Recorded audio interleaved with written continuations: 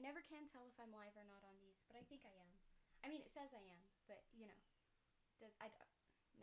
Anyway, all right, let's see. We are on.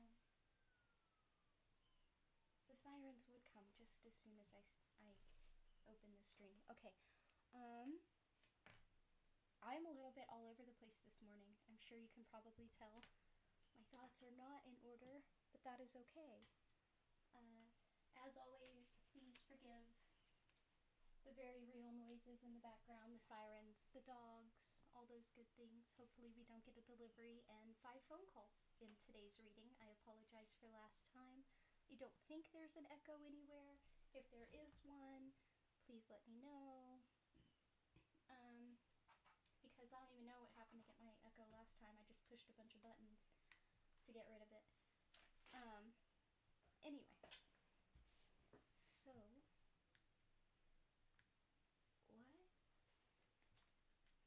My headphones were talking to me. Okay. Alright, so we are on chapter 5, Welcome to Town. Oh, I should probably move my mic closer because it's way over there and everybody says I'm quiet here, so you probably can't hear me well. Alright, hopefully the mic sounds better now, or it's closer, or you hear me, or whatever. Here we go. 2 nights after arriving in the barony of Mehis, Roland Cuthbert and Elaine rode their mounts beneath an adobe arch with the words, "Come in peace," inscribed above it. Beyond was a cobblestone courtyard lit with torches. The resin which coated these had been doctored somehow so that the torches glowed different colors, green, orangey red, a kind of sputtery pink that made Roland think of fireworks. He could hear the sound of the guitars, the murmur of voices, the laughter of women. The air was redolent of those smells which would always remind him of Mehis: sea salt, oil, and pine. "I don't know if I can do this," Elaine muttered. He was a big boy with a mop of unruly blonde hair spilling out from under his stockman's hat. He had cleaned up well. They all had. But Elaine, no social butterfly under the best of circumstances, looked scared to death. Cuthbert was doing better, but Roland guessed his old friend's patina of inscience didn't go very deep. If there was to be leading done here, he would have to do it. "You'll be fine," he told Elaine. "Just—" "Oh, he looks fine," Cuthbert said with a nervous laugh as they crossed the courtyard. Beyond it was Mayer's house, a sprawling, many-winged adobe hacienda which seemed to spill light and laughter from every window. White as a sheet, ugly as a— "Shut up," Roland said curtly. And the teasing smile tumbled off Cuthbert's face at once. Roland noticed this, then turned to Elaine again. "Just don't drink anything with alcohol. You know what to say on that account. Remember the rest of our story, too. Smile, be pleasant, use what social graces you have. Remember how the sheriff fell all over himself to make us feel welcome." Elaine nodded at that, looking a little more confident. "In the matter of social graces," Cuthbert said, "they won't have many themselves, so we should all be a step ahead."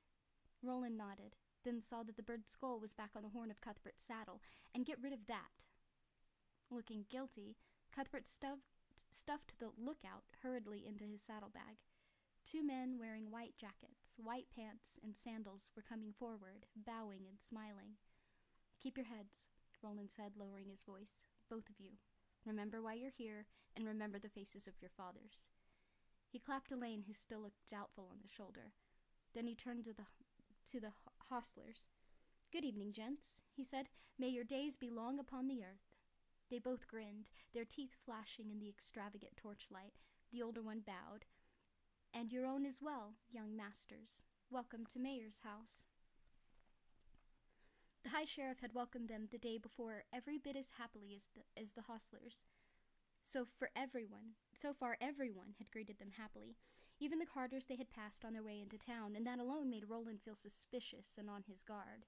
He told himself he was likely being foolish. Of course the locals were friendly and helpful. That was why he had been sent here.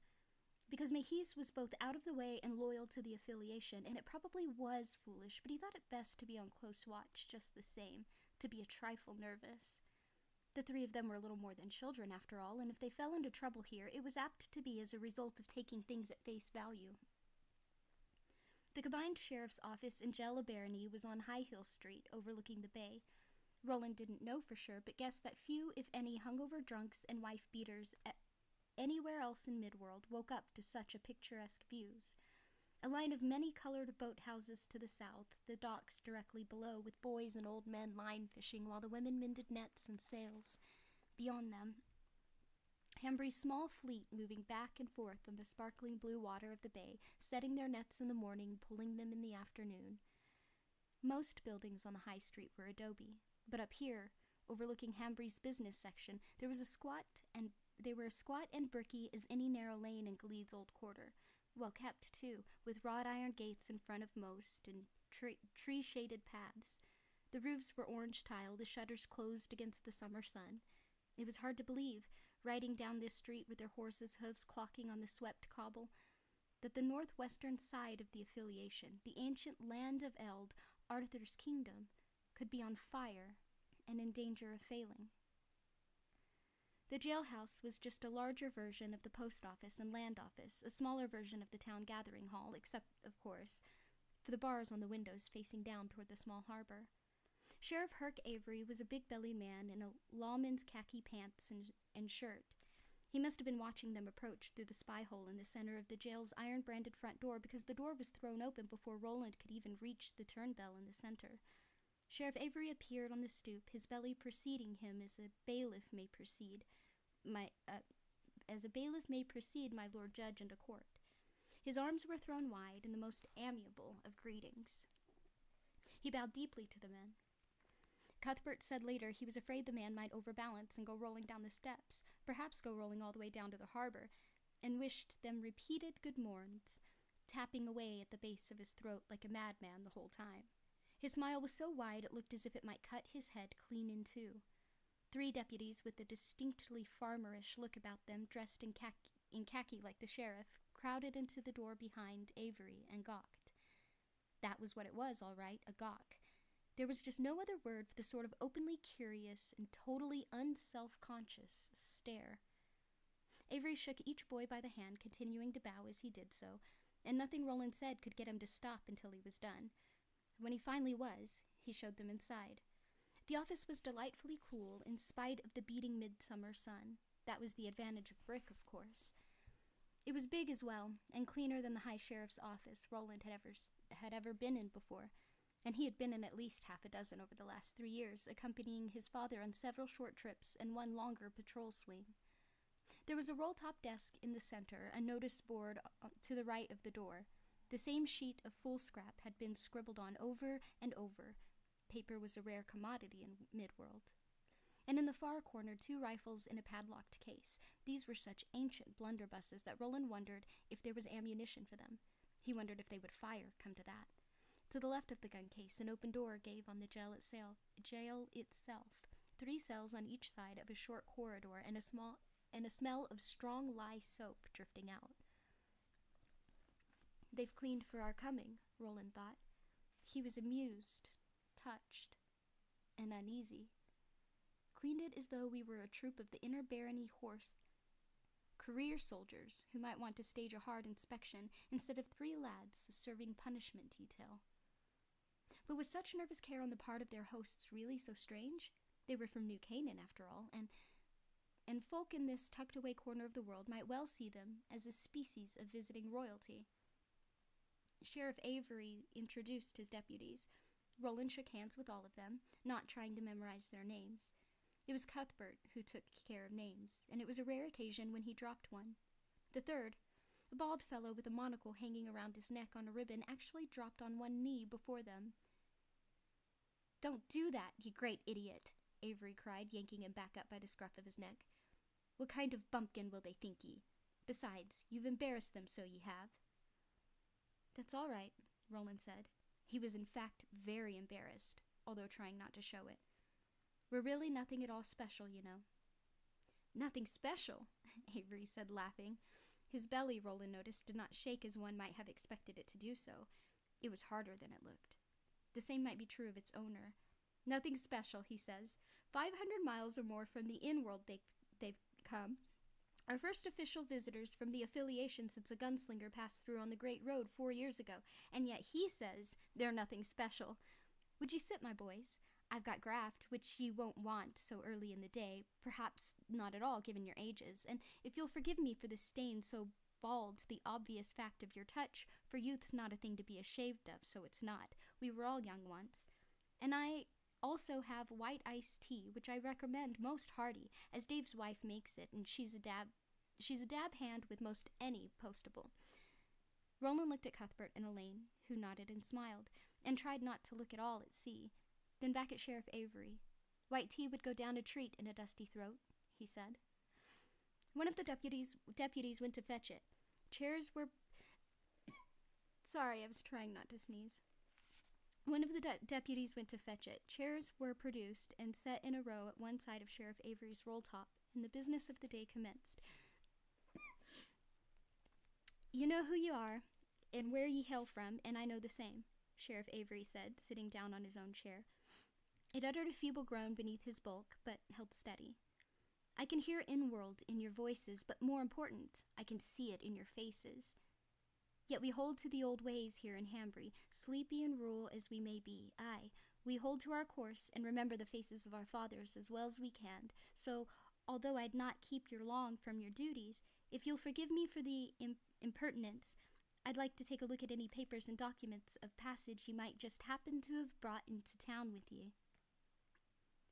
They just happened to have brought all of their papers into town with them, as Roland was sure Sheriff Avery well knew they would. He went through them quite slowly for a man who'd promised not to hold them from their duties, tracing the well-folded sheets. The linen content so high that the documents were perhaps closer to cloth than paper. With one pudgy finger, his lips moving, every now and then the finger would reverse as he reread a line. The two other deputies stood behind him, looking sagely down over his large shoulders. Roland wondered if either could actually read. "William Dearborn, drover's son. Richard Stockworth, rancher's son. Arthur Heath, stockline breeder's son." The identification document belonging to each was signed by an attester, James Reed of Hemphill, in the case of Dearborn, Piet Ravenhead of Pendleton, in the case of Stockworth, and Lucas Rivers of Glede in the case of Heath. All in order, descriptions nicely matched, the papers were handed back with profuse thanks. Roland next handed Avery a letter which he took from his wallet with some care. Avery handled it in the same fashion, his eyes growing wide as he saw the frank at the bottom. "'Pon my soul, boys, 'twas a gunslinger wrote this." "Aye, so it was," Cuthbert agreed in a voice of wonder. Roland kicked his ankle, hard, without taking his respectful eyes from Avery's face. The letter above the frank was from one Stephen Deshane of Glede, a gunslinger, which was to say a knight, squire, peacemaker, and baron, the last title having almost no meaning in the modern day, despite all John Farson's ranting, of the 29th generation descended from Arthur of Eld on the side line of descent. The long descended get one of Arthur's many gillies, in other words. To Mayor Hartwell Thorin, Chancellor Kimba Reimer, and High Sheriff Herkimer Avery, it sent greetings and recommended to their notice that 3 young men who delivered this document, Master Dearborn, Stockworth, and Heath. These had been sent on special mission from the affiliation to serve as counters of all the materials which might serve the affiliation in time of need. The word war was omitted from the document, but glowed between the lines. Stephen Deshane, on behalf of the affiliation of baronies, exhorted Meisters Thorin, Reimer, and Avery, their service, and to be particularly careful in the enumerations of all livestock, all supplies of food, and all forms of transport. Dearborn, Stockworth, and Heath would be in Mahis for at least 3 months, Deshane wrote, possibly as long as a year. The document finished by inviting any or all of the addressed public officials to write us word of these young men and their deportment, in all details as you should imagine of interest to us, and it begged, Do not stint in this matter if you love us. To us if they behaved themselves, in other words, tell us if they've learned their lesson. The deputy with the monocle came back while the high sheriff was perusing this document. He carried a tray loaded with 4 glasses of white tea and bent down with it like a butler. Roland murmured thanks and handed the glasses around. He took the last for himself, raised it to his lips, and saw Elaine looking at him, his blue eyes bright in his stolid face. Elaine shook his glass lightly, just enough to make the ice tinkle, and Roland responded with the barest sliver of a nod. He had expected cool tea from a jug kept in a nearby spring house, but there were actually chunks of ice in the glasses. Ice in high summer. It was interesting. And the tea was, as promised, delicious. Avery finished the letter and handed it back to Roland with the air of one passing on a holy relic. You want to keep that safe about your person, Will Dearborn? Aye, very safe indeed. Yes, sir. He tucked the letter and the identification back into his purse. His friends, Richard and Arthur, were doing the same. This is excellent white tea, sir, Elaine said. I've never had better. Aye, Avery said, sipping from his own glass. 'Tis the honey that makes it so fearsome, eh, Dave? The deputy with the monocle smiled from his place by the notice board. I believe so, but Judy don't like to say. She had the recipe from her mother. Aye, we must remember the faces of our mothers, too, so we must. Sheriff Avery looked sentimental for a moment, but Roland had no idea that the face of his mother was the furthest thing from the man's mind just then. He turned to Elaine, and sentiment was replaced by a surprising shrewdness. You're wondering about the ice, Master Stockworth? Elaine started. Well, Ye expected no such amenity in the backwater like Hambry, I'll warrant, Avery said, and although there was a joshing quality on top of his voice, Roland thought there was something else entirely underneath. He doesn't like us. He doesn't like what he thinks of as our city ways. He hasn't known us long enough to know what kind of ways we have, if any at all, but already he doesn't like them. He thinks we're a trio of snot-noses, that we see him and everyone else here as country bumpkins. Not just Hambry, Elaine said quietly. Ice is as rare in the inner arc these days as everywhere else, Sheriff Avery. When I grew up, I saw it mostly as a special treat at birthday parties and such. There was always ice on Glowing Day, Cuthbert put in. He spoke with a very un-Cuthbertian quiet. Except for the fireworks. That's what we liked about it most. Is that so? Is that so? Sheriff Avery said in an amazed, wonders will never cease tone. Avery perhaps didn't like them riding in like this, didn't like having to take up what he would probably call half the damn morning with them. He didn't like their clothes, their fancy identification papers, their accents, or their youth. Least of all, their youth. Roland could understand all that, but wondered if it was the whole story. If there was something else going on here. What was it? There's a gas-fired refrigerator and stove in the town gathering hall, Avery said. Both work. There's plenty of earth gas out at Sitco. That's the oil patch east of town. You passed it on your way in, I wot. They nodded. Stoves, no but a curiosity these days, a history lesson for the school children, but the refrigerator comes in handy, so it does. Avery held up his glass and looked through the side, especially in the summer. He sipped some tea, smacked his lips, and smiled at Elaine. You see? No mystery. I'm surprised you haven't found use for the oil, Roland said. No generators in town, Sheriff? Aye, there be 4 or 5, Avery said. The biggest is out at Francis Langill's Rocking Bee Ranch, and I recall when it used to run. It's Honda. Do you ken it the name, boys? Honda? I've seen it once or twice, Roland said. On old motor-driven bicycles. Aye, in any case, none of the generators will run on the oil from Sitco Patch. 'Tis too thick. Tarry goo is all. We have no refineries here. I see, Elaine said. In any case, ice in summer's a treat, however it comes to the glass. He let one of the chunks slip into his mouth and crunched it between his teeth. Avery looked at him a moment longer, as if to make sure the subject was closed, then switched his gaze back to Roland. His fat face was once more radiant with the broad, untrustworthy smile. Mayor Thorin had asked me to extend ye his very best greetings and convey his regret for not being here today. Very busy is our Lord Mayor, very busy indeed. But he's laid on a dinner party at Mayor's house tomorrow evening, 7 o'clock for most folk, 8 for you young fellas, so you can make a bit of an entrance, I imagine, add a touch of drama like. And I need not tell such as yourselves, who've probably attended more such parties than I've had hot dinners, that it would be best to arrive pretty much on the dot. Is it a fancy dress? Cuthbert asked uneasily. Because we've come a long way, almost 400 wheels, and we didn't pack formal wear and sashes, none of us.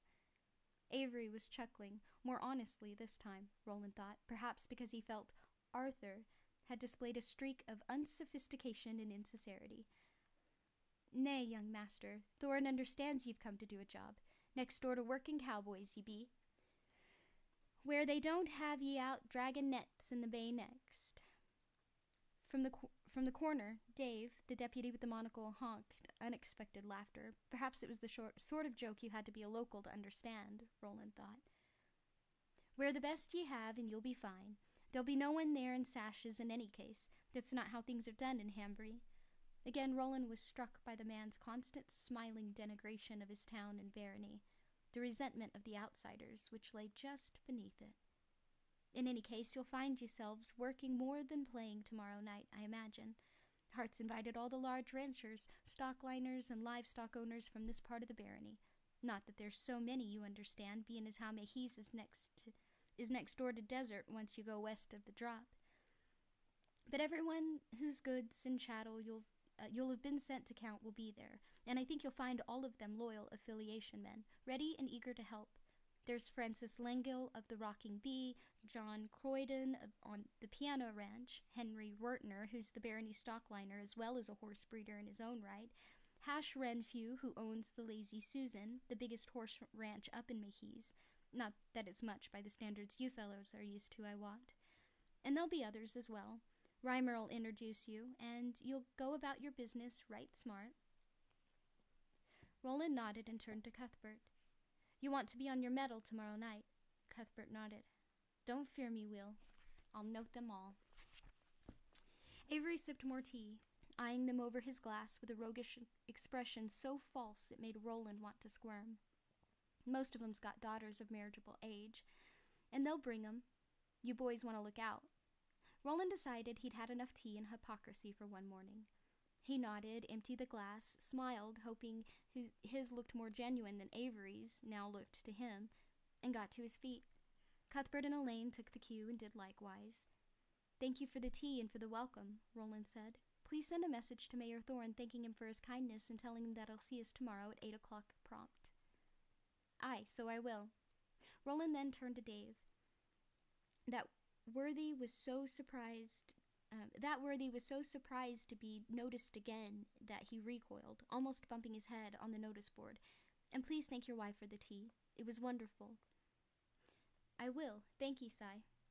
They went back outside, High Sheriff Avery herding them along like a genial, overweight sheepdog. As to where you'll locate, he began as they descended the steps and started down the walk. As soon as they hit the sunshine, he began to sweat. Oh, land. I forgot to ask you about that, Roland said, knocking the heel of his hand against his forehead. We've camped out on the long slope. Lots of horses as you go down the turf. I'm sure you know where I mean. The drop, aye. But without permission, because we don't yet know who to ask. That'd be John Croydon's land, and I'm sure he wouldn't begrudge ye. But we mean to do ye better than that. There's a spread northwest of here, the Barquet. Used to belong to the Garber family, but they gave it up and moved on after a fire. Now belongs to the Horsemen's Association. There's a little local group of farmers and ranchers. I spoke to Francis Lengill about you fellas. He's the HA president, just current, and he said, we'll put him out to the old Garber place. Why not? Why not? Cuthbert agreed in a gentle, musing voice. Roland shot him a sharp glance, but Cuthbert was looking down at the harbor where the small fishing boats skittered to and fro like water bugs. Aye, just what I said. Why not indeed, I said. The whole place burned to a cinder, but the bunkhouse still stands, so do the stables and the cook shack next door to it.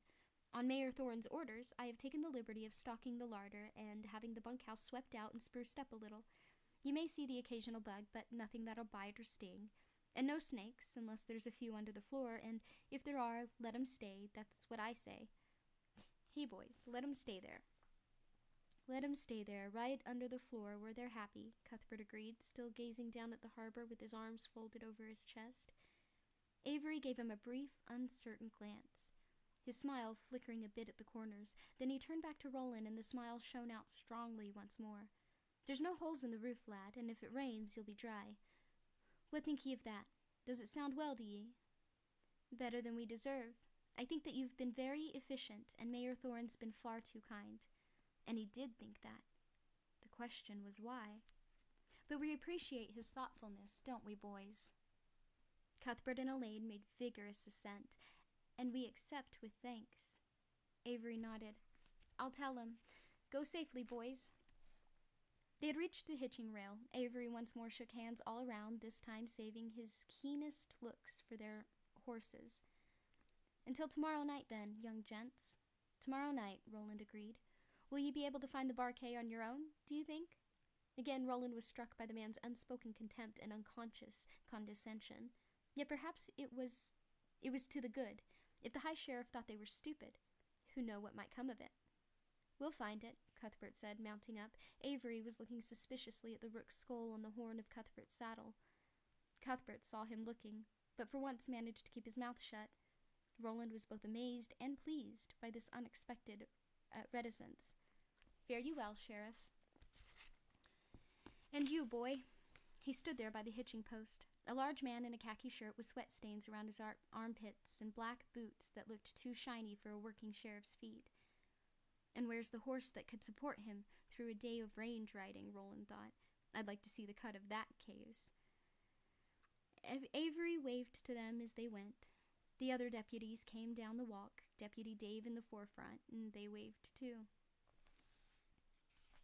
The moment the affiliation brats, mounted on their father's expensive horseflesh, were around the corner and headed downhill to the high street, the sheriff and the deputy stopped waving.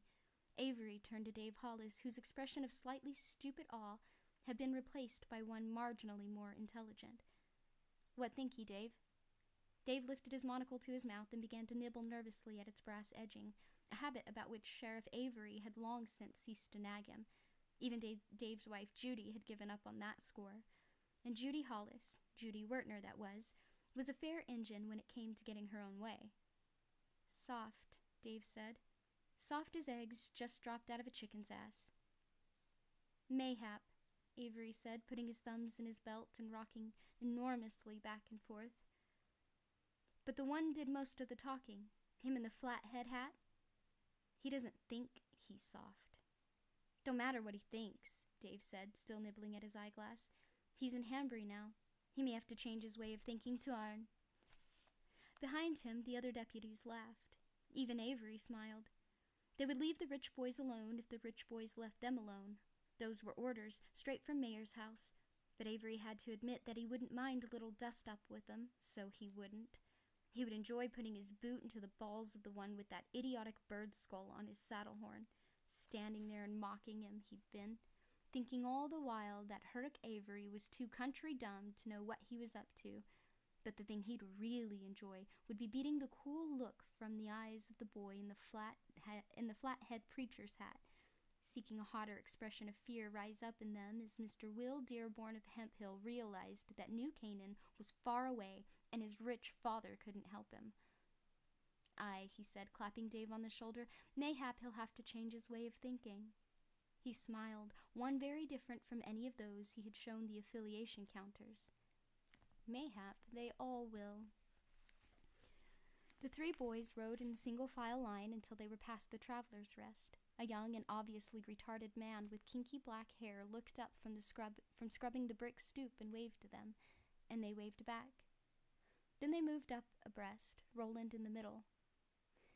What did you think of our new friend, the High Sheriff? Roland asked. I have no opinion, Cuthbert said brightly. No, none at all. Opinion is politics, and politics is an evil which has caused many a fellow to be hung while he's still young and pretty. He leaned forward and tapped the rook's skull with his knuckles. The lookout didn't care for him, though. I'm sorry to say that our faithful lookout thought Sheriff Avery a fat bag of guts without a trustworthy bone in his body. Roland turned to Elaine. And you, young Master Stockworth? Elaine considered it for some time. As his way of chewing a piece of grass, he'd bent over saddle to pluck from his side of the road. At last he said, "If he came upon us burning in the street, I don't think he'd piss on us to put us out." Cuthbert laughed heartily at that. "And you, Will? How do you say, dear Captain?" "He doesn't interest me much. But one thing he said does. Given that the horse meadow they call the Drop has to be at least 30 wheels long and runs 5 or more to the dusty desert, how do you suppose Sheriff Avery knew we were on the part of it that belongs to Croydon's piano ranch?" They looked at him, first with surprise, then speculation. After a moment, Cuthbert leaned forward and rapped once more on the rook's skull. "We're being watched. And you never reported it. No supper for you, sir, and it'll be the stockade the next time it happens." But before they had gone much further, Roland's thoughts of Sheriff Avery gave way to more pleasant ones of Susan Delgado. He would see her the following night, of that he was sure. He wondered if her hair would be down, and he couldn't wait to find out.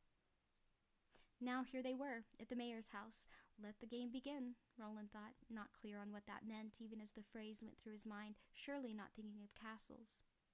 Not then.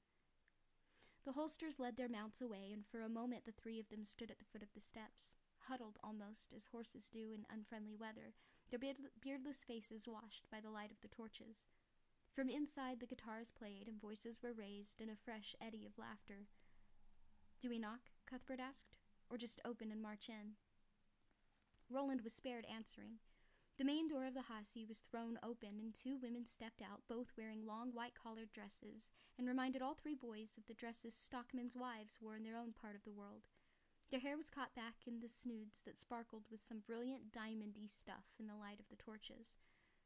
The plumper of the 2 stepped forward, smiling, and dropped them a deep curtsy. Her earrings, which looked like square-cut fire dims, flashed and bobbed. "You are the young men from the affiliation, so ye are. And welcome, are you, as well. Good evening, sirs, and may your days be long upon the earth." They bowed in unison, boots forward, and thanked her in an unintended chorus that made her laugh and clap her hands. The tall woman beside her offered them a smile as spare as her frame. "I am Olive Thorin," the plump woman said, "the mayor's wife. This is my sister-in-law, Coral." Coral Thorin, still with that narrow smile, it barely creased her lips and touched her eyes not at all, dipped them a token curtsy. Roland, Cuthbert, and Elaine bowed again and over their outstretched legs. "I welcome you to Seafront," Olive Thorin said, her dignity leavened and made pleasant by her artless smile, her obvious dazzlement at the appearance of her young visitors from in-world. "Come to our house with joy. I say with all my heart, so I do." "And so we will, madam," Roland said, "for your greeting has made us joyful." He took her hand and, with no calculation whatsoever, raised it to his lips and kissed it. Her delighted laughter made him smile. He liked Olive Thorin on sight, and it was perhaps well he met someone of that sort early on, for with the problematic exception of Susan Delgado, he met no one else he liked, no one else he trusted at all that night. It was warm enough even with the sea breeze, and the cloak and coat collector in the foyer looked as though he had little or no custom. Roland wasn't entirely surprised to see that it was Deputy Dave. His remaining bits of hair slicked back with some sort of gleaming grease, and his monocle now lying on the snow-white breast of a horseman's jacket. Roland gave him a nod. Dave, his hands clasped behind his back, returned it. 2 men, Sheriff Avery and an elderly gent as gaunt as old Dr. Death in a cartoon, came toward them. Beyond, through a pair of double doors, now open wide, a whole room full of people stood about with crystal punch cups in their hands, talking, and taking little bits of food from the trays which were circulating. Roland had time for just one narrow-eyed glance toward Cuthbert.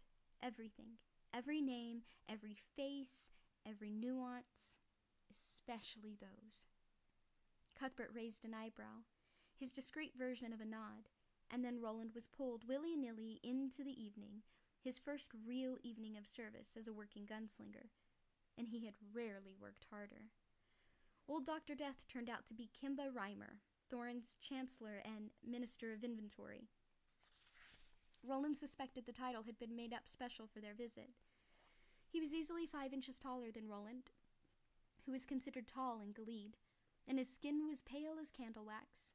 Not unhealthily looking, just pale. Wings of iron gray hair floated away from either side of his head, gossamer as cobwebs. The top of his skull was completely bald. Balanced on his whelk of a nose was a pince nez.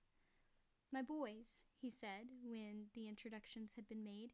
He had the smooth, sadly sincere voice of a politician or an undertaker. "Welcome to Mayhees, to Hambury, and to Seafront, our humble mayor's house." "If this is humble, I should wonder at the palace you folk might build," Roland said. It was a mild enough remark, more pleasantry than witticism. He ordinarily left the wit to Bert, but Chancellor Reimer laughed hard. So did Sheriff Avery. "Come, boys," Reimer said, when he apparently felt he had expressed enough amusement. "The mayor awaits you with impatience, I'm sure." "Aye," said a timid voice from behind them. The skinny sister-in-law, Coral, had disappeared, but Olive Thorne was still there, looking up at the newcomers with hands decorously clasped before the area of her body which might once have been her waist. She was still smiling her hopeful, pleasant smile. "Very eager to meet you, Hardis, very eager indeed. Shall I conduct them, Kimba, or—" Nay, you mustn't trouble yourself with you mustn't trouble yourself with so many other guests to attend," Reimer said. "I suppose you're right." She curtsied to Roland and his companions a final time, and although she still smiled, and although the smile looked completely genuine to Roland, he thought, "She's unhappy about something all the same. Desperately so, I think." "Gentlemen," Reimer said. The teeth in his smile were almost disconcertingly huge. "Will ye come?" He led them past the grinning sheriff and into the reception hall. Roland was hardly overwhelmed by it. He had, after all, been in the great hall of Gilead, the hall of the grandfathers, it was sometimes called, and had even peeped down on the great party which was held there each year, the so-called Dance of Easterling, which marked the end of the wide earth and the advent of sowing. There were 5 chandeliers in the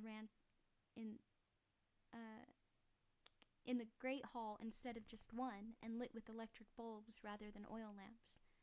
The dress of the party-goers, many of them expensive young men and women who had never done a hand's turn of work in their lives, a fact of which John Farson spoke at every opportunity, had been richer, the music had been fuller, the company of older and nobler lines which grew closer and closer together as they stretched back toward Arthur Eld, he of the white horse and unifying sword. Yet there was life here and plenty of it. There was a robustness that had been missing in Gilead, and not just at Easterling either. The texture he felt as he stepped into the mayor's house reception room was the sort of thing, Roland reflected, that you didn't entirely miss when it was gone, because it slipped away quietly and painlessly, like blood from a vein cut in a tub filled with hot water. The room, almost but not quite grand enough to be a hall, was circular, its paneling walls decorated by paintings, most quite bad, of previous mayors. On a raised stand to the right of the doors leading into the dining area, 4 grinning guitarists in tati jackets and sombreros were playing something that sounded like a waltz with pepper on it. In the center of the floor was a table supporting 2 cut-glass punch bowls, one vast and grand and the other small and plainer. The white-jacketed fellow in charge of the dipping-out operations was another of Avery's deputies. Contrary to what the High Sheriff had told them the day before, several of the men were wearing sashes of various colors, but Roland didn't feel too out of place in his white silk shirt, black string tie, and 1 pair of stovepipe dress trousers. For every man wearing a sash, he saw 3 wearing the sort of dowdy box-tailed coats that he associated with stockmen at church, and he saw several others, younger men for the most part, who weren't wearing coats at all. Some of the women wore jewelry, though nothing so expensive as Cy Thorin's fire-dim earrings, and few looked as if they'd missed many meals, but they also wore clothes Roland recognized, the long round-collared dresses, usually with lace fringes, of a colored underskirt showing below the hem. The dark shoe with low heels, the snoods, most sparkling with gem dust as those of Olive and Coral Thorns had been. It was Susan Delgado, of course, shimmering and almost too beautiful to look at in a blue silk dress with high waist and square-cut bodice which showed the tops of her breasts. Around her neck was a sapphire pendant that made Olive Thorne's earrings look like paste. She stood next to the man wearing a sash the color of coal in wood fire. The deep orange-red was the barony's color, and Roland supposed that the man was their host, but for the moment Roland barely saw him. His eye was held by Susan Delgado. The blue dress, the tanned skin, the triangles of color, too pale and perfect to be makeup, which ran slightly up her cheeks. Most of all her hair, which was unbound tonight and fell to her waist like a shimmer of palest silk. He wanted her, suddenly, completely, with a desperate depth of feeling that felt like sickness. Everything he was and everything he had come for, it seemed, was secondary to her. She turned a little then and spied him. Her eyes, they were gray, he saw, widened the tiniest bit. He thought that the color in her cheeks deepened a little. Her lips that had touched his as they stood on the dark road, he thought with wonder, parted a little. Then the man standing next to Thorin, also tall, also skinny, with a mustache and long white hair lying on the dark shoulders of his coat, said something, and she turned back to him. A moment later, the group around Thorin was laughing, Susan included. The man with the white hair didn't join them, but smiled thinly. Roland, hoping his face did not give away the fact that his heart was pounding like a hammer, was led directly to this group, which stood close to the punch bowls. Distantly, he could feel Reimer's bony confederation of fingers clamped to his arm above the elbow. More clearly, he could smell the mingled perfumes, the oil from the lamps on the walls, the aroma of the ocean, and thought for no reason at all, "Oh, I am dying. I am dying." "Take hold of yourself, Roland of Gilead. Stop the foolishness for your father's sake. Take hold." He tried, to some degree succeeded, and knew he would be lost the next time she looked at him. It was her eyes. The other night in the dark, he hadn't been able to see those fog-colored eyes. "I didn't know how lucky I was," he thought wryly. "Mayor Thorin," Reimer asked, "may I present our guests from the Inner Baronies?" Thorin turned away from the man with the long white hair and the woman standing next to him, his face brightening. He was shorter than his chancellor, but just as thin, and his build was peculiar, a short and narrow-shouldered upper body over impossibly long and skinny legs. He looked, Roland thought, like the sort of bird you should glimpse in a marsh at dawn, bobbing for its breakfast. "Aye, you may," he cried in a strong, high voice. "Indeed you may, and we've been waiting with impatience, great impatience, for this moment. Well met we are, very well met. Welcome, sirs. May your evening in the house of which I am the fleeting proprietor be happy, and may your days be long upon the earth." Roland took the bony, outstretched hand, heard the knuckles crack beneath his grip, looked for an expression of discomfort on the mayor's face, and was relieved to see none. He bowed low over his outstretched leg. "William Dearborn, Mayor Thorin, at your service. Thank you for your welcome, and may your own days be long upon the earth." Arthur Heath made his manners next, then Richard Stockworth. Thorin's smile widened at each deep bow. Reimer did his best to beam, but looked unused to it. The man with long white hair took a glass of punch, passed it to the female companion, and continued to smile thinly. Roland was aware that everyone in the room, the guests, numbered perhaps 50 in all, was looking at them, but what he felt most upon his skin, beating like a soft wing, was her regard. He could see the blue silk of her dress from the side of one eye, but did not dare look at her more directly. "Was your trip difficult?" Thorin was asking. "Did you have adventures and experience perils? We would hear all the details at dinner, so we would, for we have so few guests from the Inner Ark these days." His eager, slightly fatuous smile faded. His tufted brows drew together. "Did ye encounter patrols of Farson?" "No, Excellency," Roland said. "Nay, lad, nay, no, Excellency. I won't have it. And the fisherfolk and hoss-drovers I served wouldn't, even if I would. Just Mayor Thorin, if you please." "Thank you. We saw many strange things on our journey, Mayor Thorin, but no good men." "Good men," Reimer jerked out, and his upper lip lifted in a in a smile which made him look dog-like. Good men indeed. We would hear it all, every word, Thorin said. But before I forget my manners and my eagerness, young gentlemen, let me introduce you to these close around me. Kimba you've met. This formidable fellow to my left is Eldred Jonas, chief of my newly installed security staff. Thorin's smile looked momentarily embarrassed. I'm not convinced that I need extra security. Sheriff Avery's always been quite enough to keep the peace in our corner of the world, but Kimba insists, and when Kimba insists, the mayor must bow. Very wise, sir, Reimer said, and bowed himself. They all laughed, save for Jonas, who simply held on to his narrow smile. Jonas nodded. Pleased, gents, I'm sure. The voice was a reedy quaver. He then wished them long days upon the earth, all three, coming to Roland last in his round of handshaking.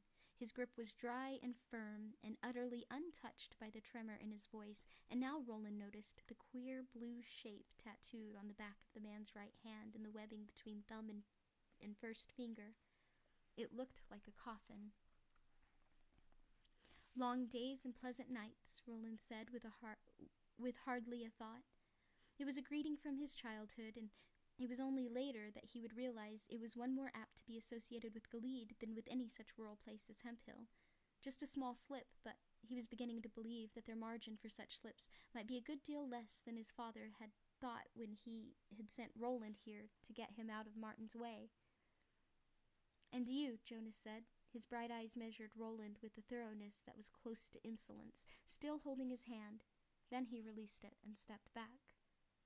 Cordelia Delgado, Mayor Thorin said next, bowing to the woman who had been speaking to Jonas. As Roland also bowed in her direction, he saw the family resemblance, except that what looked generous and lovely on Susan's face looked pinched and folded on the face before him now. Not the girl's mother, Roland guessed. Cordelia was a bit too young for that. And our especial friend, Miss Susan Delgado, Thorin finished, sounding flustered. Roland supposed she would have that effect on many men, even an old one like the mayor. Thorin urged her forward, bobbing his head and grinning, one of his knuckles-choked hands pressed against the small of her back, and Roland felt an instant of poisoning jealousy. Ridiculous, given the man's age and his plump, pleasant wife, but it was there all right, and it was sharp. Sharp as a bee's ass, Court would have said. Then her face tilted up to his, and he was looking into her eyes again. He had heard of drowning in a woman's eyes in some poem or story and thought it ridiculous. He still thought it ridiculous, but understood it was perfectly possible nonetheless. And she knew it. He saw concern in her eyes, perhaps even fear. Promise me that if we meet at the mayor's house, we meet for the first time. The memory of those words had a sobering, clarifying effect and seemed to widen his vision a little, enough for him to be aware that the woman beside Jonas, the one who shared some of Susan's features, was looking at the girl with a mixture of curiosity and alarm. He bowed low, but did little more than touch her ringless, outstretched hand. Even so, he felt something like a spark jump between their fingers. From the momentary widening of those eyes, he thought that she felt it too. "Pleased to meet you, Cy," he said. His attempt to be casual sounded tinny and false in his own ears. Still, he was begun. It felt like the whole world was watching him, them, and there was nothing to do but go on with it. He tapped his throat 3 times. "May your days be long." "Aye, and yours, Mr. Dearborn. Thank ye, Cy." She turned to Elaine with a rapidity that was almost rude. Then to Cuthbert, who bowed, tapped, then said gravely, "Might I recline briefly at your feet, miss? Your beauty has loosened my knees. I'm sure a few moments spent looking up at your profile from below with the back of my hand on these cool tiles would put me right." They all laughed at that, even Jonas and Miss Cordelia. Susan blushed prettily and slapped the back of Cuthbert's hand. For once, Roland blessed his friend's relentless sense of foolery. Another man joined the party by the punch bowl. The newcomer was blocky and blessedly unthin in his box-tail coat. His cheeks burned with high color and looked like wind-burned rather than drink, and his pale eyes lay in nests of wrinkles. Rancher. Roland had ridden often enough with his father to know how they look. "There'll be maids aplenty to meet you boys tonight," the newcomer said with a friendly enough smile. "You'll find yourselves drunk on perfume if you're not careful, but I'd like my crack at you before you meet 'em.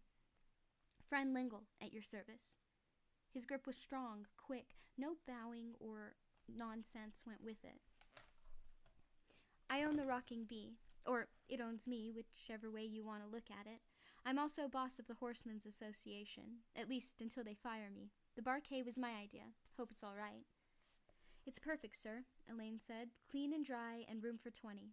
Thank you. You've been too kind. Nonsense, Langle said, looking pleased all the same as he knocked back a glass of punch. We're all in this together, boy. John Farson's but one bad straw in a field of wrong-headedness these days. The world's moved on, folks say. Huh. So it has. Aye, and a good piece down the road to hell is where it's moved on to.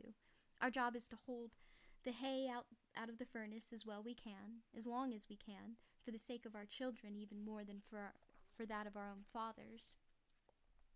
Hear, hear, Mayor Thorne said in a voice that strove for the high ground of solemnity and fell with a splash of futility instead. Roland noticed the scrawny old fellow was gripping one of Susan's hands. She seemed almost unaware of it, was looking intently at Langle instead, and suddenly he understood. The mayor was either her uncle or perhaps a cousin of some close degree. Langle ignored both, looking at the three newcomers instead, scrutinizing each in turn and finishing with Roland. Anything us and Mahees can do to help, lad, just ask me. John Croydon, Hash Renfrew, Jake White, Hank Wertner, any or all. You'll meet 'em tonight, aye, their wives and sons and daughters as well, and you need only ask. We may be a good piece out from the hub of New Canaan here, but we're strong for the affiliation all the same. Aye, very strong. Well spoken, Reimer said quietly. And now, Lingle said, we'll toast your arrival proper, and you've had to wait too long already for a dip of punch. It's dry as dust you must be.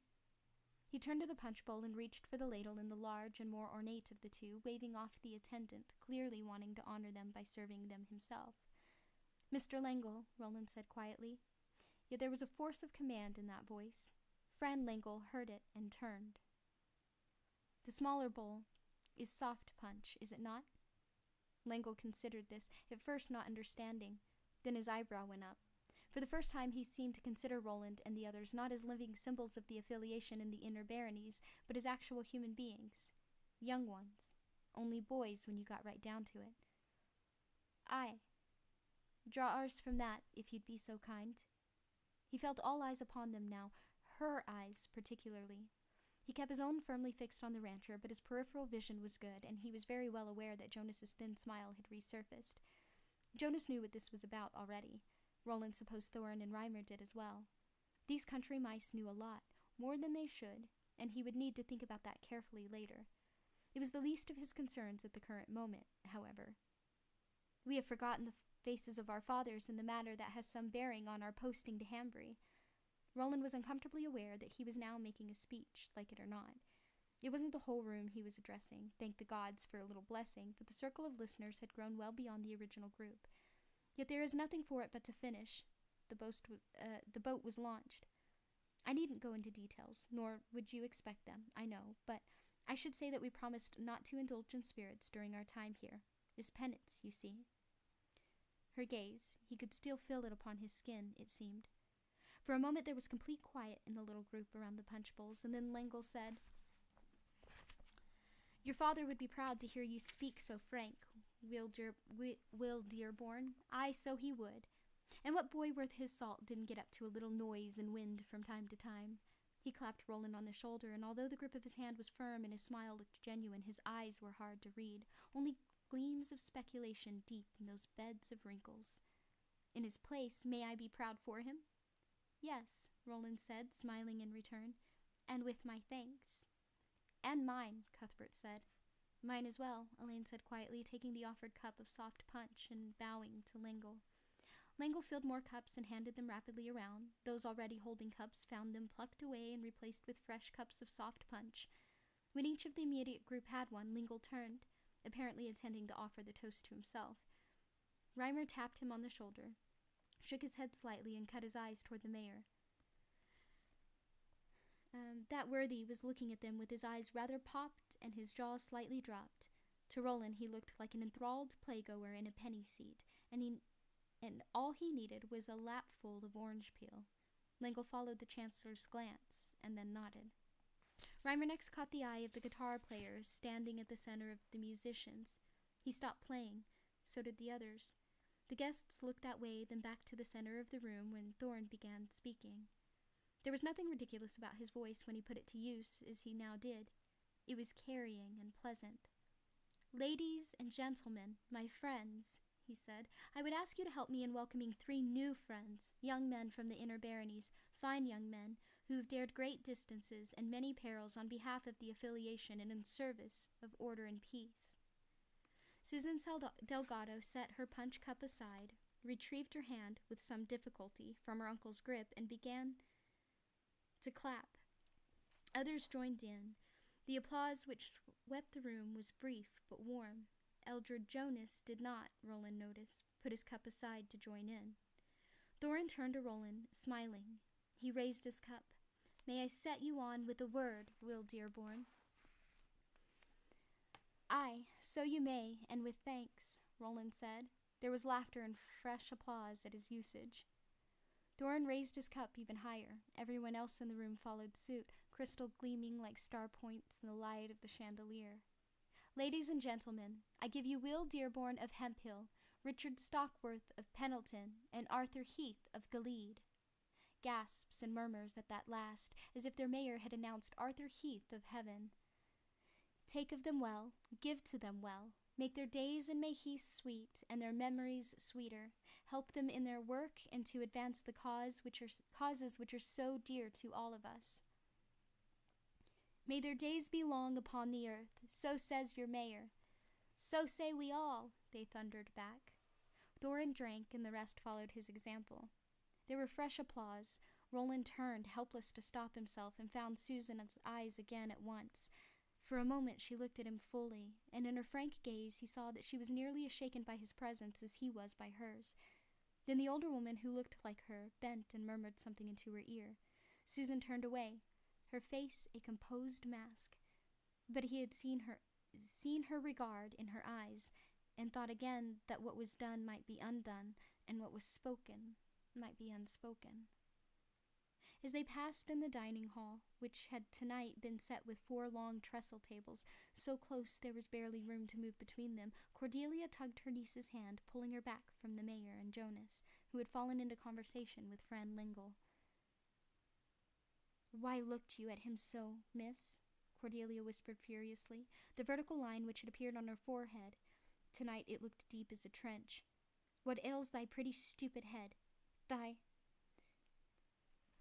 Just that was enough to tell Susan that her aunt was in a fine rage. Looked at who, and how? Her tone sounded right, she thought, but oh, her heart. The hand over hers clamped down, hurting. "Play no fiddle with me, Miss Oh So Young and Pretty. Have ye never seen that fine-turned row of pins before? Tell me the truth." "No. How could I, Aunt? You're hurting me."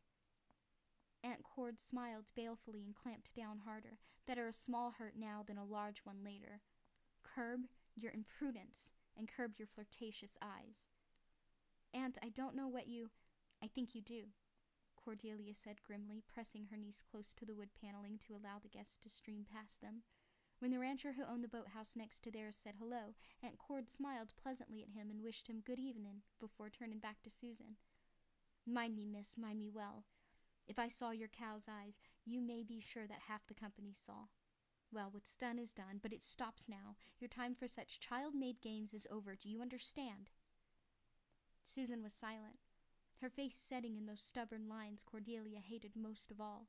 It was an expression that always made her feel like slapping her headstrong niece until her nose bled and her great gray doe's eyes gushed tears. "You've made a vow and a contract. Papers have been passed. The weird woman has been consulted, money has changed hands, and you've given your promise. If that means nothing to such as yourself, girl, remember what it mean to your father." Tears rose in Susan's eyes again, and Cordelia was glad to see them. Her brother had been an improvident, irrational irritation capable of producing only this far too pretty woman-child. But he had his uses, even dead. "Now promise you keep your eyes to yourself, and that if you see that boy coming, you'll swing wide. Aye, wide as you can, to stay out of his way." "I promise, Aunt," Susan whispered. "I do." Cordelia smiled. She was really quite pretty when she smiled. "It's well, then. Let's go in. We're being looked at. Hold my arm, child." Susan clasped her aunt's powdered arm.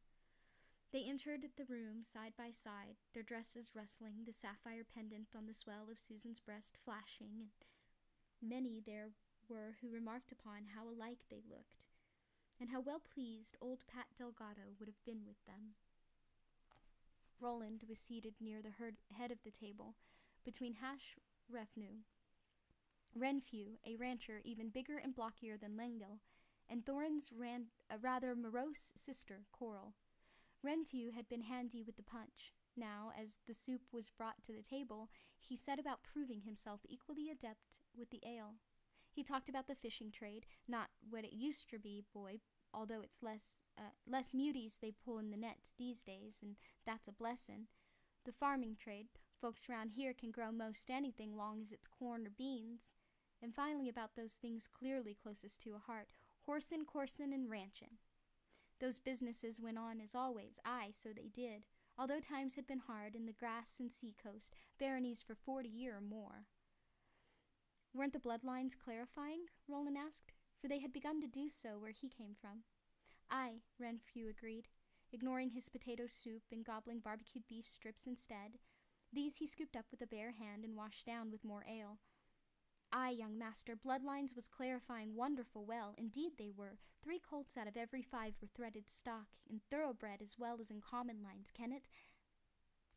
And the the 4th could be kept and worked if not bred. Only 1 in 5 these days born with extra legs or extra eyes or its guts on the outside, and that was good. But the birth rates were way outside, but the birth rates were way down, so they were. The stallions had as much ram as ever in their ramrods, it seemed, but not as much powder and ball. "Begging your pardon, ma'am?" Renfrew said, leaning briefly across Roland to Coral Thorin. She smiled her thin smile. It reminded Roland of Jonas's, trudged her spoon through her soup, and said nothing. Renfrew emptied his ale cup, smacked his lips heartily, and held the cup out again. As it was recharged, he turned back to Roland. Things weren't good, not as they once had been, but they could be worse, would be worse, if that bugger Farson had his way. This time he didn't bother excusing himself to Cy Thorin. They all had to pull together. That was the ticket. Rich and poor, great and small, while pulling could still do some good.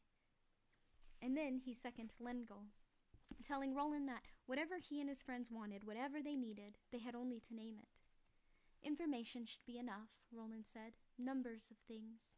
I can't be a counter without numbers, Renfrew agreed and sprayed beery laughter. On Roland's left hand, Coral Thorin nibbled a bit of green, the beef strips she had not so much as touched, smiled her narrow smile, and went on boating with her spoon. Roland guessed there was nothing wrong with her ears, though, and that her brother might get a complete report of their conversation. Or possibly it would be Reimer to get the report. For, while it was too early to say for sure, Roland had an idea that Reimer might be the real force here, along, perhaps, with Cy Jonas. For instance, Roland said, how many riding horses do you think we may be able to report back to the affiliation? Tithe or total? Total. Renfrew put his cup down and appeared to calculate. As he did, Roland looked across the table and saw Lengyel and Henry Wertner, the barony stockliner, exchange a quick glance. They had heard. And he saw something else as well. When he returned his attention to his seatmate, Hash Renfrew was drunk, but likely not as drunk as he wanted young Will Dearborn to believe. Total, ye say? Not just what we owe the affiliation, or might be able to send along in a pinch? Yes. Well, let's see, young Cy. Fran must run 140 head. John Croydon's got nearly 100. Hank Wertner's got 40 on his own hook. It must run 60 more out along the drop for the barony.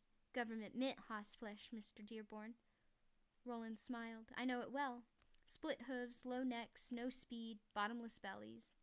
Renfrew laughed hard at that, nodding, but Roland found himself wondering if the man was really amused. In Hambury, the waters on top and the waters down below seemed to run in different directions. As for myself, I've had a bad 10 or 12 year. Sand-eye, brain fever, cabards. At one time, there was 200 head of running horses out there on the drop with the Lazy Susan brand on 'em. Now there can't be more than 80. Roland nodded. So we're speaking of 420 head. Oh, more than that, Renfrew said with a laugh. He went to pick up his ale cup, struck it with the side of one work, and weather-reddened hand, knocked it over, cursed, picked it up, then cursed the ale boy who came slow to refill it. More than that? Roland prompted, when Renfrew was finally cocked and locked and ready to resume action. You have to remember, Mr. Dearborn, that this is hoss country, more than it's fisher country. We josh each other, we and the fishers, but there's many a scale scraper got a nag put away behind his house or in the barony stables if they have no roof of their own to keep the rain off a hoss's head. 'Twas where poor Di used to keep the barony stables.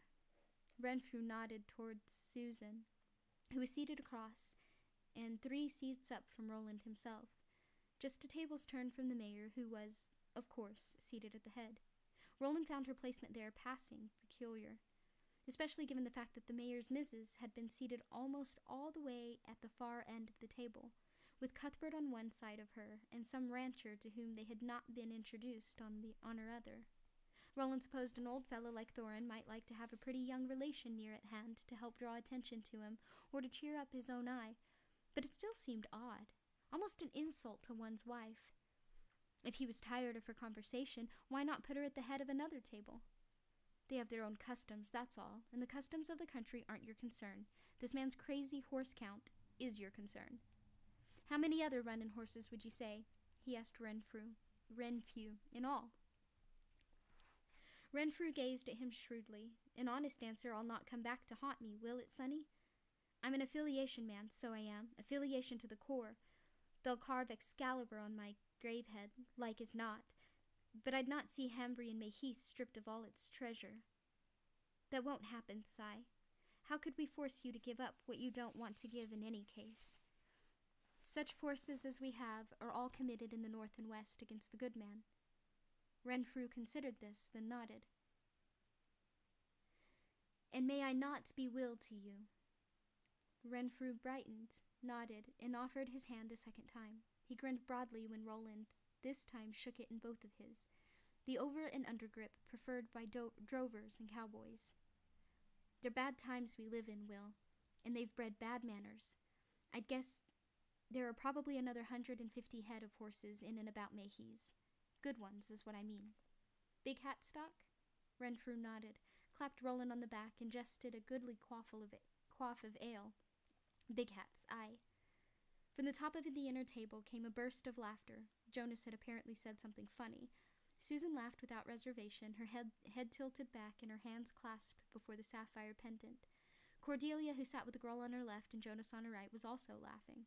Thorne was absolutely convulsive, rocking back and forth in his chair, wiping his eyes with a napkin. Yon's a lovely girl, Renfrew said. He spoke almost reverently. Roland could not quite swear that a small sound, a womanly humph, perhaps, had come from his other side. He glanced at that direction and saw Cy Thorin still sporting with her soup. He looked back toward the head of the table. Is the mayor her uncle, or perhaps her cousin? Roland asked. What happened next had a heightened clarity in his memory, as if someone had turned up all the colors and sounds of the world. The velvet swags behind Susan suddenly seemed a brighter red. The caw of laughter which came from Coral Thorin was the sound of a breaking branch. It was surely loud enough to make everyone in the vicinity stop their conversations and look at her, Roland thought, except only Renfrew and 2 other ranchers across the table did. Her uncle. It was her first conversation of the evening. Her uncle. That's good, eh, Rennie? Renfrew said nothing, only pushed his ale cup away and finally began to eat his soup. I'm surprised at you, young man, so I am. You may be from the in-world, but oh goodness, whoever tended to your education of the real world, the one outside of the books and maps, stopped a mite short, I'd say. She's his... And then a word so thick with dialect that Roland had no idea what it was. Siefin, it sounded, or perhaps Sheefin. I beg pardon? He smiled, but the smile felt cold and false on his mouth.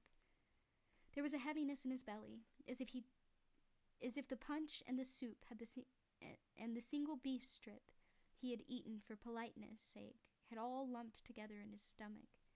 "Do you serve?" he'd asked her. Meaning, did she serve at table? Mayhap she did serve, but likely she did it in a room rather more private than this. Suddenly he wanted to hear no more, and not the slightest interest in the meaning of the word the mayor's sister had used. Another burst of laughter rocked the top of the table. Susan laughed with her head back, her cheeks glowing, her eyes sparkling. One strap of her dress slipped down her arm, disclosing the tender hollow of her shoulder. As he watched, his heart felt full of fear and longing. She brushed it absently back into place with the palm of her hand. "It means quiet, little woman," Renfrew said, clearly uncomfortable. "It's an old term, not much used these days." "Stop it, Rennie," said Coral Thorin. Then to Roland, "He's just an old cowboy and can't quit shoveling horse shit, even when he's away from his beloved nags. Sheevan means sidewife. In the time of my great-grandmother, it meant whore. But one of a certain kind." She looked with a pale eye at Susan, who was now sipping ale, then turned back to Roland. There was a species of baleful amusement in her gaze, an expression that Roland liked little. The kind of whore you'd have to pay for in coin, the kind too fine for the trade of simple folk. "She's his gilly?"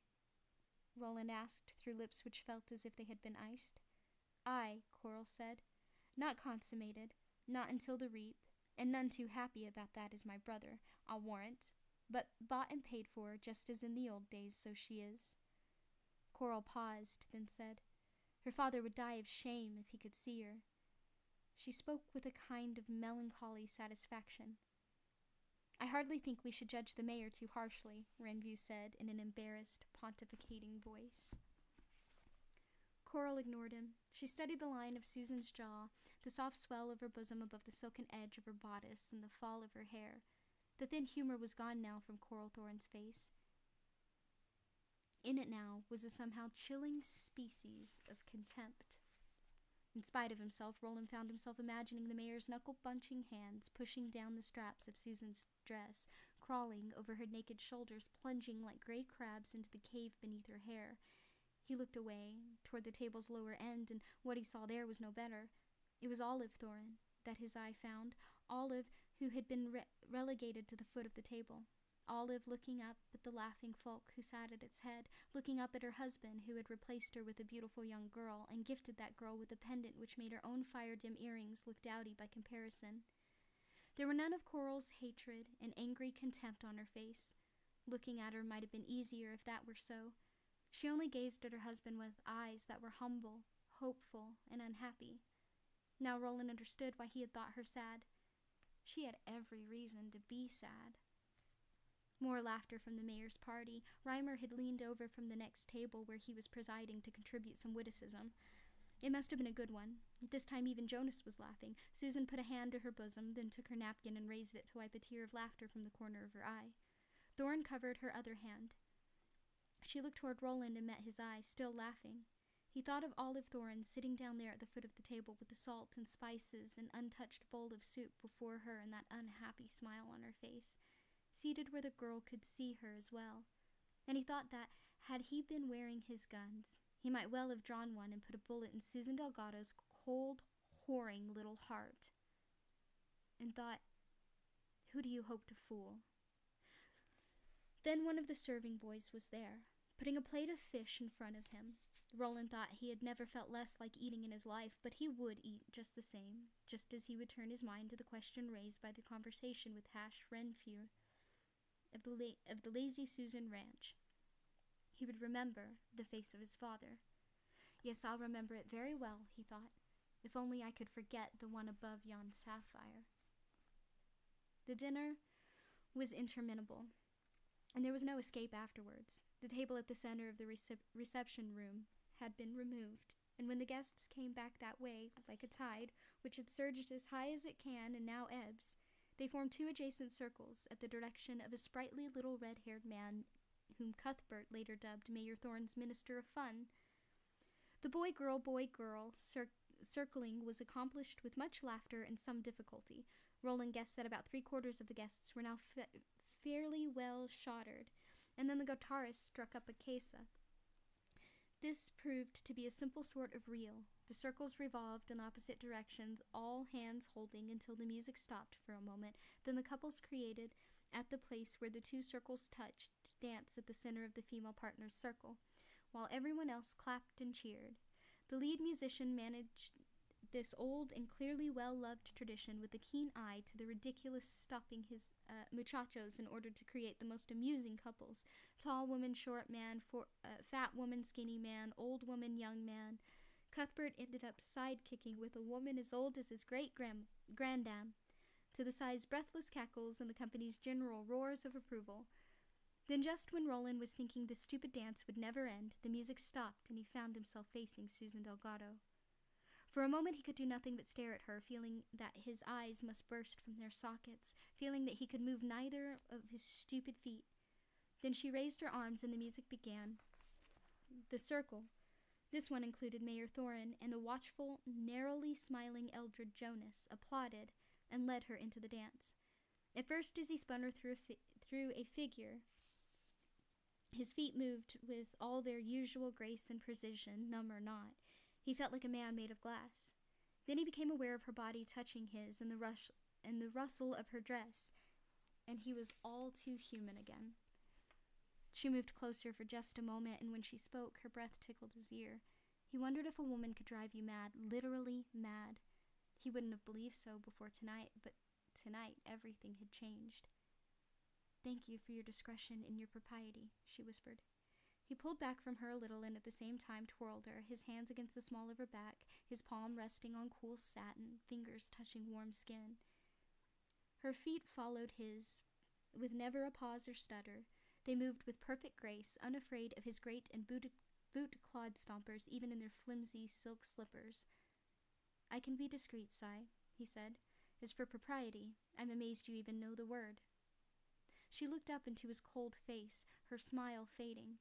He saw anger come to fill it, but before anger there was hurt, as if he had slapped her. He felt both glad and sorry at the same time. "Why do you speak so?" she whispered. The music stopped before he could answer. Although how he might have answered, he had no idea. She curtsied and he bowed, while those surrounding them clapped and whistled. They went back to their places, to their separate circles, and the guitars began again.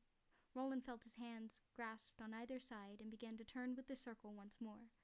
Laughing, kicking, clapping on the beat, feeling her somewhere behind him doing the same, wondering if she wanted as badly as he did to be out of here, to be in the dark, to be alone in the dark, where he could put his false face aside before the real one beneath could grow hot enough to set it afire.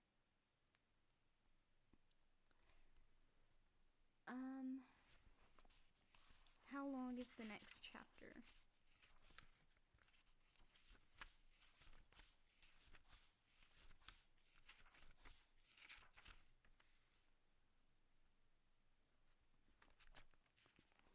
I don't know if I should keep reading or not. I'm trying to decide, so please forgive the pause.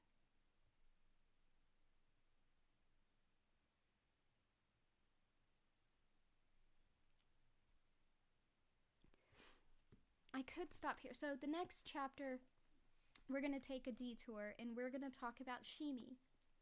Shimi has only been mentioned once so far, but not by name. So I guess that I will go ahead and stop here for today. And we will, well,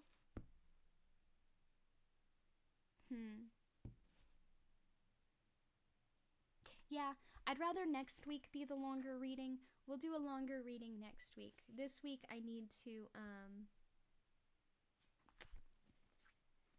today I've got to do some training with my puppy, and my niece, one of my nephews, and my brother, all three of them had their birthday yesterday, so I'm going to take them to do some fun stuff later. So I've got to get that done too. So we'll do the longer reading next time. I may stream tonight. I may stream tomorrow. I don't really know yet. But yeah, we'll do a longer reading next time. And I thank you all for forgiving my shorter readings lately. And I hope you all smile bunches and laugh a lot and don't forget to have fun in later days, pretty shiny peoples.